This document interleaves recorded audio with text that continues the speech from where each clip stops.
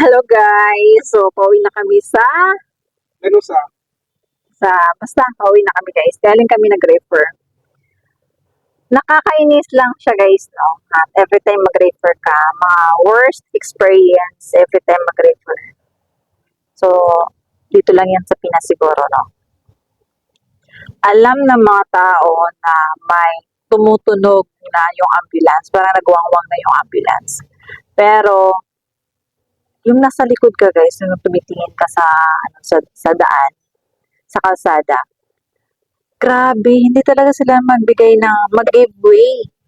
Para ang titigas, andun ka talaga sa gitna.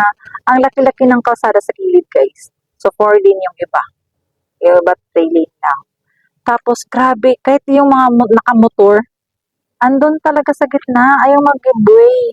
So parang ikaw, gusto mo talaga na madali yung pag-referring mo to higher facility.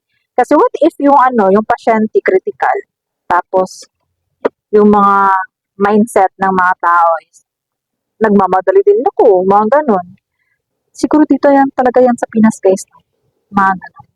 So what if pagpunta namin to higher facility, andun sa ER, inakudlo na, kasi yung pasyente, critical na, mga ganon guys. What if sa pamilya mo yun, sa pamilya mo yun nangyari, tapos nakita mo yung mga driver na ganyan yung mga mindset, kahit siguro anong education, kung hindi talaga sila na-educate yung ugali nila guys, kailangan siguro yung ugali, hindi yung sa kung anong mga masteral, doctorate, mga ganyan-ganyan, kahit ano pang ibigay ng government na education. Pero kung yung pag-uugali mo talaga, yung mindset mo guys is ganon. May nakasalubong kami kanina guys, no? Yung tricycle. As in talaga, yung driver ng ambulance na lang talaga yung nag-adjust. Siya na lang talaga yung naghanap kung paano niya papasok na. Ang dami talaga guys, hindi kami makapasok kasi hindi sila nag-giveaway. Tapos may isa pang tricycle na, kasi papunta talaga siya sa amin, parang sa ibang daan na kami guys, kasi walang nag-giveaway dito na daan sa amin na area. To ambulance? Si Sir Ikong siguro to. Tapos, so wala kaming choice, dito kami sa kabilang side. Tapos may isang tricycle guys, ayaw talaga niya at tapos ang lakas pa talaga ng pagdadrive niya. Tapos kahit anong lights, anong ginagawa namin para mag-stop siya, para dadaan kami, mga ganun. Wala talaga. So kami na lang talaga naghumina ng pag-drive guys, yung driver ng ambulance. Tapos kami na lang yung humanap kung saan kami papasok.